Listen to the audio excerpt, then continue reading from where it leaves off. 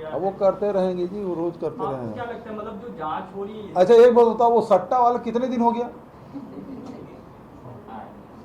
वो सौरभ चंद्राकर को एक सप्ताह में यहाँ लाएंगे बोले थे, पिछले शुक्रवार की बात, हैं? पिछले शुक्रवार की। आज क्या दिन है? आज भी शुक्रवार, एक हफ्ता हुआ है। एक सप्ताह हो गया, आ गया रायपुर जेल में, बड़े बड़े बैनर में छपा था, आप लोग भी चलाए थे खूब। एक सप्ताह के भीतर में सौरभ चंद्राकर रायपुर जेल में होगा। कोई प्रश्न पूछेगा उनसे जिन्होंने ये न्यूज दिया आपको? तो ये लोग इस प्रकार से बनाते रहेंगे और आप लोग छापते दिखाते रहोगे, उनको तो मजा ही मजा है। लेकिन कोई प्रश्न पूछेगा कि एक सप्ताह बीत गया भैया, अब तो कहाँ है सौरभ चंद्राकर? हम लोग भी अपना वीडियो चलाएं टेलीविजन में करके। क्या मतलब ये जब भी चुनाव नजदीक होता है या तारीखों का ऐलान, आप इसको कैसे देखते हैं? मतलब जिसमें पहली मीटिंग हुई थी गृह मंत्री नहीं थे, अभी गृह मंत्री आज वाली मीटिंग में है और कुछ गिनती के अधिकारियों को बुलाया गया, इससे क्या मैसेज होगा? इसका मैसेज यही है कि सरकार के कंट्रोल के बाहर है। चाहे न्यायधानी की बात करो, राजधानी की बात करो, संस्कार धानी की बात करो, कहीं भी देखो कंट्रोल हो नहीं रहा है।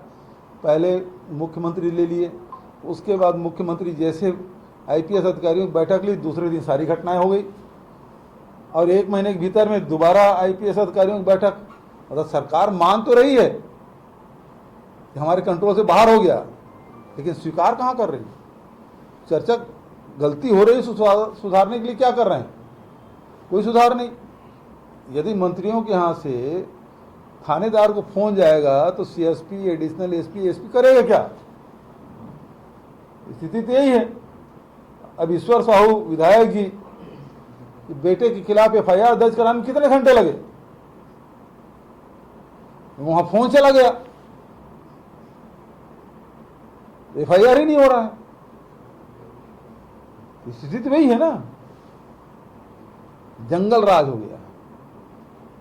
एक डीएमएफ का मामले जो एक्शन में ईडी आ जाए या फिर दूसरे संस्थान आ जाए, ये क्या कांग्रेस पर प्रेशर क्रिएट करने की कोशिश होती है? ये तो पूरा देश जान चुका है। सुप्रीम कोर्ट तक फटकार लोग आज सुप्रीम कोर्ट तक बिना साक्ष्य के आप कितने दिन तक के आप रखोगे?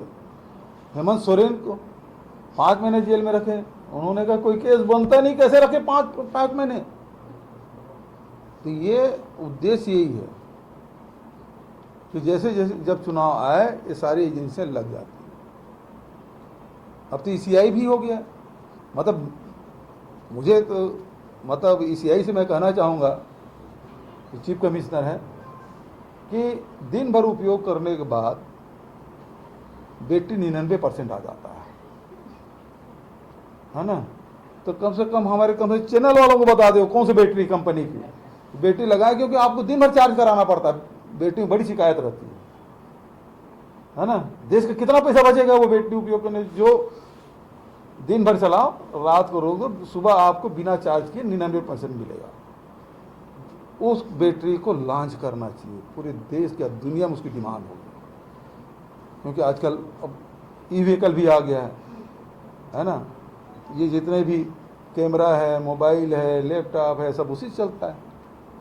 तो वो वाला बैटरी जो ईवीएम में लगाते हैं, हाँ ईवीएम में लगाते हैं। तो चीफ कमिश्नर से ये मांग करूंगा कि उसको वो कौन सी बैटरी है वो बता देता है कि उसी बैटरी खरीद के हम लोग बिना चार्जिंग के 99% करो। मतलब ऐसा कभी हुआ नहीं, न भूतो न भविष्य, 99%। ये सूरजपुर की जो घटना घटी थी उसमें आरोप लोग कह रहे हैं कि उसमें जो आरोपी हैं उनके कनेक्शन कांग्रेस से हैं। अरे तो कार्रवाई करे ना, कौन रोक रहा है? जो है, जो उन्होंने गलत किया है उसके खिलाफ कार्रवाई होना चाहिए। जो हत्या किया है, जो सहयोग किया है, उस पर कार्रवाई होना चाहिए। हमारा तो ये कहना है कि अब हमारा ये कहना है कि वो जो कुलदीप, क्या नाम है उसका, कुलदीप साहू, थाने में जाके पुलिस वाले कॉलर पकड़े, उसे घसीटे मारे, क्यों कार्रवाई नहीं की? वो ये होटल में जाके खाना खा रहा था या बिरयानी कुछ खरीद रहा था, वहां जाके उस पर गरम तेल डाल दिया, पुलिस ने क्या कार्रवाई की? और जो जिला बाजार है वो कैसे शहर में घूम रहा था ये बताए। हमारे शासनकाल में जिला बाजार हुआ कि नहीं हुआ?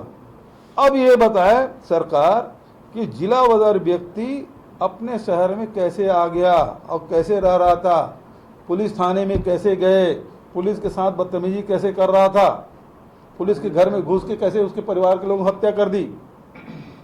इसका जवाब दे, हमसे सवाल ना करे, इन सवालों का जवाब दे। एक भी सवाल का मेरे जवाब दिए बताओ। मैं तो आप लोगों से आग्रह करता हूं कि ये सवालों के जवाब दिले मुझसे। ये दक्षिण का भी बता दीजिए, 5-6 दिन बचा है।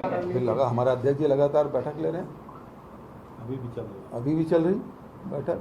आप लोग और कल भी हम लोगों की मीटिंग है, कार्यकर्ता सम्मेलन को बुलाना है। कल है ना, कल है। क्या होगा, प्रोसेस कैसे होगा? आप लोग नाम देंगे, पैनल बनाएंगे? देखिए उपचुनाव है, उपचुनाव में बहुत ज़्यादा मतलब पीसी के बैठक उठक करने की आवश्यकता मैं नहीं समझता, हालांकि वो तो अध्यक्ष के ऊपर है। लेकिन अब लगातार अध्यक्ष जी पिछले 2 महीने से लगातार बैठक भी ले रहे हैं, वहाँ कमेटियाँ भी बनाए हैं, एक एक चीज़ का वो खुद मॉनिटरिंग कर रहे हैं। तो जो अध्यक्ष और सीएलपी लीडर मिल के नाम दें, वो तय हो जाए, हाईकमान से अनुमति ले ले और फिर हम चुनाव भिड़े हम लोग को। फिर भी ये बीजेपी की परंपरागत सीट रही है। सरकार के ऊपर जो गुंडा राज के बीच बोने का आरोप लगाया है और उसी बीच को 10 महीने से काट दिए सरकार ने कहा है। अब इससे ज़्यादा हास्यास्पद बात क्या हो सकती है? हमारे शासनकाल में कहीं भी घटना घटे तत्काल कार्रवाई होती थी, और जो आरोपी हैं उसको हम जेल के सीटों पीछे भेजने में कहीं पीछे नहीं हटे। लोग बीरनपुर की बात करते हैं तो उसमें भी जो आरोपी थे उसको जेल भेजने का काम हमने किया। ये लोग तो हत्या को आत्महत्या बता रहे हैं, और केवल ये लोहारीडीह की बात नहीं, बल्कि पंडरिया में जो प्रिमिटिव टाइप्स बैगा जनजाति की मृत्यु हुई सरकार बनते ही, उसको भी आत्महत्या करार दे रहे थे। तो ये लोग तो कुछ का कुछ बता रहे हैं। अब भानु प्रतापपुर में पैसा पकड़ा गया हो, अब जिसका पैसा पकड़ा गया वो बोलता है कि भैया मेरे परिवार का है। जिसका पैसा बता रहा है वो कोई शासकीय कर्मचारी तो नहीं है। मेरा अब सवाल ये है। दूसरा, मुख्यमंत्री उसके बचाव में कर रहे हैं कि आजकल फेक वीडियो भी बनता है, मतलब पहले से ही बचाव शुरू हो गया। इससे स्पष्ट हो जाता है किसी न किसी मंत्री का खास आदमी है जिसका पैसा होगा, वो तभी बचाव में उतरे हैं। केंद्र की तरफ से 170 रुपए बढ़ा है धान दालें, हालांकि कोर्ट की तरफ से आदेश किया गया है कि 15 दिनों के अंदर कोई ना कोई ये अनिर्णय की सरकार है, निर्णय ले नहीं पाती। अब सुप्रीम कोर्ट से बीएड वालों का आ गया, क्या कर रही सरकार? कोई फैसला नहीं ले रही। तो ये निर्णय ही नहीं ले पाती सरकार। दिल्ली से जो खबर आती है उसको इम्प्लीमेंट करते हैं। ये दिल्ली से खबर आ गया, हरदय को काट दो, तो चुपचाप बैठ के सबको मरवा पिटवा के सबको कटवाई करा रहे हैं, वो काम होगा। लेकिन बचत छत्तीसगढ़ के हित, लोगों के हित में कोई काम नहीं होगा। आदिवासी मारे जा रहे हैं, पीटे जा रहे हैं, साहू समाज मारे पीटे जा रहे हैं, जेल में ठूसे जा रहे हैं, सतामी समाज के साथ हो रहा है, सबके साथ ये लोग कर रहे हैं। छत्तीसगढ़ के लोगों को ये लोग बिल्कुल, कोई एक घटना घटी, निरपराध लोगों को पकड़ो, मारो पीटो, अंदर करो, इतना मारे कि प्रशांत साहू की मौत हो गई। इतने कस्टोडियल डेथ हो गई, यहाँ भाटापारा हुआ, यहाँ हुआ, लगातार घटनाएं घट रही। बीजेपी ने एक पोस्टर जारी किया जिसमें पिछले तो है नहीं, है ना। आज मेरे साथ आदरणीय रवि चौबे जी, पूर्व मंत्री, हमारे वरिष्ठ नेता, आदरणीय भाई राजेश तिवारी जी, हमारे राष्ट्रीय सचिव भाई सुशील आनंद शुक्ला जी, हमारे अध्यक्ष मीडिया सेल के भाई धनंजय जी, और वैसे उधर पूर्व विधायक भी, जिला अध्यक्ष लोग भी बैठे हैं। सभी पत्रकार साथियों को मैं स्वागत करता हूँ। प्रदेश में कानून व्यवस्था की स्थिति दिन प्रतिदिन जैसे जैसे समय बीतते जा रहा है वैसे ही खराब होते जा रहा है। कल ही रायपुर राजधानी में 20 लाख की लूट हो गई। आज 10 करोड़ की राशि सोना पकड़ा गया।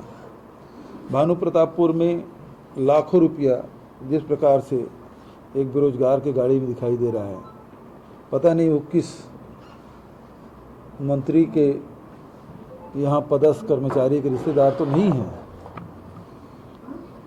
और उसी प्रकार से आप देखेंगे कि लगातार ऐसा कोई जिला, कोई शहर नहीं बचा है जहाँ हत्याएं, बलात्कार की घटनाएं, राजनी, लूटपाट और नशा का कारोबार, ये सब कुछ धड़ल्ले से चल रहा है। मुख्यमंत्री जी आज समीक्षा बैठक ले रहे हैं, पहली बार होगा जिसमें गृह मंत्री भी उस बैठक में शामिल होंगे, नहीं तो इसके पहले दोनों एक साथ बैठे नहीं थे। पिछले समय के जो मीटिंग हुई थी उसमें डिप्टी सीएम नहीं थे, गृह मंत्री नहीं थे उसमें, पहली बार ले रहे हैं। मुश्किल ये है कि यदि मंत्रियों के फ़ोन सीधा थानेदार के पास जाए तो वहाँ के एडिशनल एसपी, वहाँ के एसपी क्या कर लेगा, स्थिति ये है। और इस कारण से कोई नियंत्रण में नहीं रहा, चाहे वो राजधानी की बात करें, न्यायधानी की बात करें, संस्कारधानी की बात करें, हर जगह ये घटनाएं घट रही है। सरकार नाम की कोई चीज़ है ही नहीं, कहीं कोई विकास कार्य हो नहीं रहे। 10 महीने बीत गए, लेकिन जो काम चल रहे थे वो काम बंद हैं। जो काम कर चुके हैं उसका पेमेंट नहीं हुआ है। जो काम शुरू नहीं हुए थे, टेंडर हो गया तो उसके सब पैसा वापस हो गए। ये सरकार की स्थिति, आर्थिक स्थिति, और हजारों करोड़ के कर्जा ये सरकार ले चुकी है। अभी अब धान खरीदी सामने है। जब विपक्ष में थे भारतीय जनता पार्टी तो धान खरीदी 1 नवंबर से कराने के लिए लगातार दबाव बनाते थे। अब खुद सरकार में है तो 14 नवंबर को धान खरीदी कर रहे हैं। इस साल टारगेट 160 लाख मीट्रिक टन का है। जो पिछले 5 साल में हम लोगों ने जो काम किया, हमारी सरकार ने जो काम किया, उसके कारण से किसानों की स्थिति में बड़ा परिवर्तन आया, आर्थिक स्थिति में सुधार हुआ और खेत बनाने से लेकर सिंचाई की व्यवस्था और आधुनिक तरीके से खेती करने का काम। आज ही एक अखबार में एक सर्वे उन्होंने दिखाया कि पहले हार्वेस्टर पंजाब और हरियाणा से आते थे, अब हर गांव में औसतन 2 हार्वेस्टर हो गया। तो इस प्रकार से समृद्धि आई किसानों के बीच में। लेकिन जो सरकार 14 नवंबर की धान खरीदी शुरू कर रही है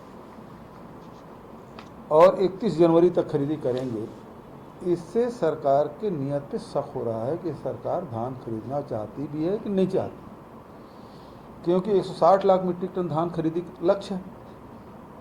दूसरे तरफ आप देखेंगे 14 नवंबर को खरीदी करेंगे, 15 नवंबर के गुरु नानक जयंती और उसके बाद सैटरडे संडे,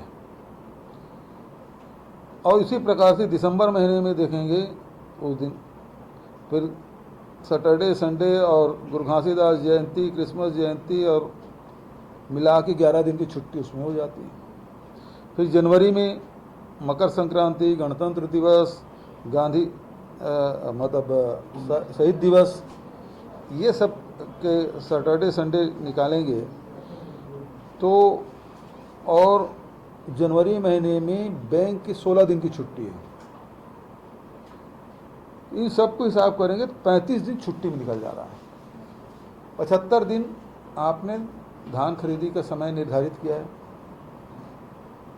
और अब 75 दिन के में 35 दिन छुट्टी में। इसका अर्थ ये है कि 40 दिन बचे और उसमें अब ये है कि जो सहकारी समिति वाले हैं वो हड़ताल में चल दिए हैं, डाटा ऑपरेटर है वो हड़ताल में चले गए हैं, और किसी कारण से और बाधा आती है तो 40 दिन की भी खरीदी नहीं होगी। प्रतिदिन 4 लाख मीट्रिक टन की धान खरीदी होगी, तब आप जाके 160 लाख मीट्रिक टन का लक्ष्य पूरा कर पाएंगे। अभी स्थिति ये है कि पिछले साल जो धान खरीदी किए हैं उसका भी निष्पादन अभी तक नहीं हो पाया है। तो कुल मिला के सरकार की नियत पे शक हो रहा है कि धान खरीदी करना चाहते कि नहीं करना चाहते। इस साल फसल आ चुका है, दशहरे के बाद से धान कटाई शुरू हो चुका है। जितने भी अर्ली वैरायटी के धान हैं उसकी कटाई शुरू हो गई है। मैं समझता हूँ कि दीपावली पहले कम से कम 30 से 40% धान की कटाई हो चुकी है। तो ये धान खरीदी आपको 1 नवंबर से, बल्कि उसके पहले भी कर देते, तब भी किसान अभी धान जो कटाई कर रहे हैं, मंडियों में धान आना शुरू हो चुका है, तो उसको अभी खरीदी शुरू कर देते, क्योंकि दीपावली में किसान तो धान बेचेगा ही। हम लोगों की सरकार में यह था कि 4 किस्त हम पैसा देते थे, तो न लेबर पेमेंट के लिए चिंता रहती थी किसानों को, न त्यौहार की चिंता होती थी, न भी दूसरे फसल की तैयारी की कोई चिंता किसानों को होती थी, क्योंकि उसके खाते में पैसा आ जाता था। और अभी स्थिति ये है कि सभी किसान आने वाले समय के लिए, त्यौहार के लिए अभी से कर्जा लेना शुरू कर दिए। तो अब किसान कोई राइस मिल वाले से कर्जा ले रहा है, कोई कोचिया से पैसा ले रहा है, तो इसका मतलब पूरा धान मंडियों, हमारे समितियों में नहीं आएगा। तो ये षड्यंत्र चल रहा है, सरकार की नीयत साफ नहीं है धान खरीदी के मामले में। तीसरी बात यह है कि अभी हसदेव और इनके मामले में अभी धर्मजीत सिंह के कोई बयान नहीं आया है, क्या आया है? क्योंकि उन्होंने प्रस्ताव आया था, बहुत लंबा चौड़ा भाषण उन्होंने दिया था विधानसभा में, उस भाषण कापी निकालनी चाहिए। और अब चुप क्यों है? जिन्होंने विधानसभा में प्रस्ताव पारित किया था, लाया था, और हम लोग सर्वसम्मति से पारित किए थे कि अब नए खदान के लिए कोई पेड़ कटाई नहीं होना चाहिए। कुछ 10 करोड़ को थोड़ा पकड़ा हुआ हाँ, अभी बस स्टैंड में हिसाब किताब ही नहीं। मतलब बस्तर के रास्ते से आ रहा है क्या? प्रतापपुर में नोटों को बंडल, ये भी फेक वीडियो नहीं है 10 करोड़ वाला। ये लोग क्या पूरा नहीं।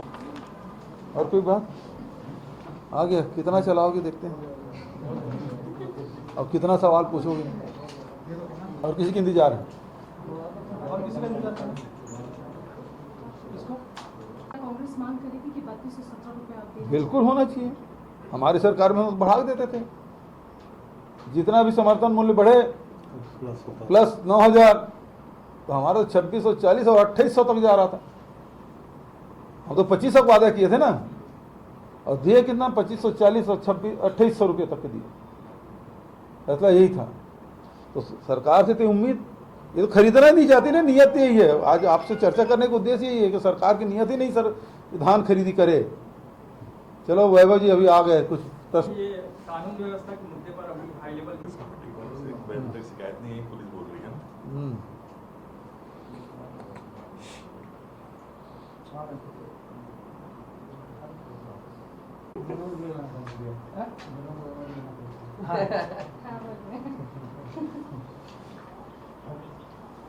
ले आप पीछे, अंदर से कुर्सी ले आना, गजरू होती नहीं है, ले आ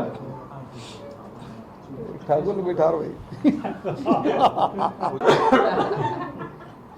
बस कलर को हटा लिया। तो इसलिए वो कड़ी धूप में सफेद किया है।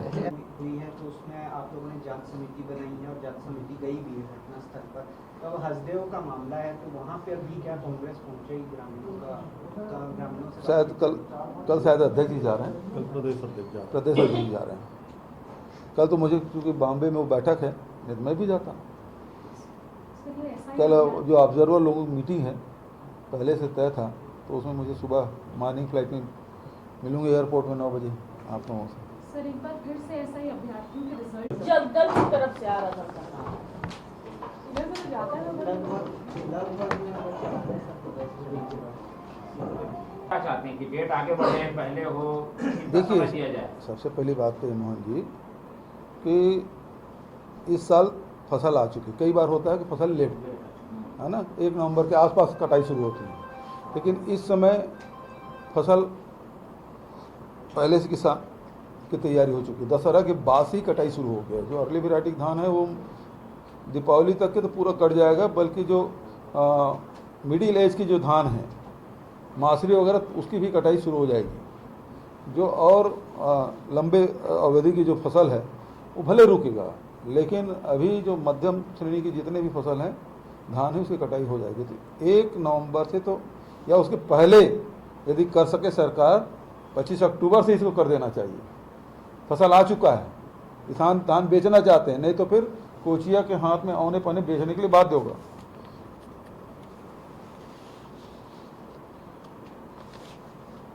ये हसदेव वाले मामले में माहौल इसको शांत रखना चाहिए, इस पर राजनीति नहीं करनी चाहिए। और जो पुलिस जांच कर रही है उसके बारे में कांग्रेस को कैसे जानकारी है? पुलिस जांच कर रही है उसके बारे में जी पुलिस वहाँ जांच करी तो वहाँ को जो आप लोगों ने रिपोर्ट और जो वीडियो वायरल करी उसकी जानकारी कांग्रेस को कैसे आया? पहली बात तो ये है कि मैंने एक सवाल किया था, उसका जवाब दे। प्रेस कॉन्फ्रेंस करके मैंने पूछा था ये 167 लोगों की सूची है, क्या ये सही है कि नहीं है? ये इतनी धाराएं लगी है, वो सही है कि नहीं है? क्या ये भी सवाल पूछा कि कचरू साहू के जो पोस्टमार्टम कराने गए थे उन लोगों को अपराधी बना लिए गए कि नहीं बनाए गए हैं? ये सब 5 सवाल मैंने किए थे, 5-6 सवाल, उसका जवाब अभी तक नहीं आया। उसका एसपी, प्रवर्धक एसपी ये बोलता है कि आत्महत्या है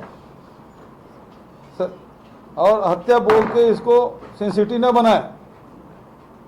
और मध्य प्रदेश पुलिस ने 1 महीने बाद उसमें एफआईआर भी दर्ज करते हैं और हत्या भी मानते हैं। जो यहाँ की पुलिस आत्महत्या कर रही थी उसको हत्या मानते हैं और उसके बाद 4 लोगों की गिरफ्तारी भी हो गई। अब सवाल ये उठता है कि जिसके गवाही पे दिनेश साहू, जो रघुनाथ साहू का पुत्र है, रघुनाथ साहू की हत्या हुई और अभी जो मध्य प्रदेश पुलिस ने पकड़ा है दिनेश साहू, वो कचरू साहू का हत्यारा निकला। उस हत्यारे के गवाही पे 167 लोगों पे सजाए मौत के आपने धारा लगा दी। तो सरकार से हम पूछना चाहते हैं कि एक अपराधी के गवाही पे 167 लोगों के फांसी टांगना चाहती सरकार। और सरकार से अभी हमने फिर से प्रश्न पूछा है कि अब कचरू साहू हत्या है, आत्महत्या नहीं है। और सारे प्रकरण मैंने बताया, कोई हैदराबाद से आया है, कोई ये सुपेला से गया है, कोई और कहीं से गया है। तो ऐसी स्थिति में फिर से विवेचना कराएगी क्या सरकार? और आप नहीं करा सकते तो हाई कोर्ट को सौंप दें और एसआईटी गठन करें और पुनर्विवेचना करके आदेश लें, क्योंकि निरपराध लोग जेल में हैं। मैं ये नहीं कहता कि रघुनाथ साहू के हत्यारे को छोड़ दिया जाए, वो तो उसको सजा मिलनी चाहिए, लेकिन निरपराध लोग हैं। सबसे बड़ा उदाहरण तो ये है कि मध्य प्रदेश पुलिस के साथ ये 5 लोग गए थे पोस्टमार्टम कराने और वही समय है जिसमें रघुनाथ साहू के घर में आग लगती है। तो एक व्यक्ति 2 जगह कैसे हो सकता है? तो ऐसे लोगों को आरोपी बनाना क्या सही है? जब आपके संज्ञान में आ गया तो सरकार क्या स्टेप ले रही है? सरकार तो मौन हो जाते हैं, हम सवाल करते हैं तो कुछ जवाब ही नहीं देते। अब सबसे बड़ा सवाल तो यही है, हमने कहा था कचरू साहू दोबारा पोस्टमार्टम होना चाहिए। अब तो साबित हो गया ना, कोई आत्महत्या नहीं है। तो यहाँ मुख्यमंत्री को चिट्ठी लिखा, भले मध्य प्रदेश में है, लेकिन क्या मध्य प्रदेश के मुख्यमंत्री को, वहाँ के डीजी को, वहाँ के भी डीजी को पत्र लिखा गया क्यों दोबारा पोस्टमार्टम नहीं होना चाहिए? ये धर्मांतरण के मामले पहले बस्तर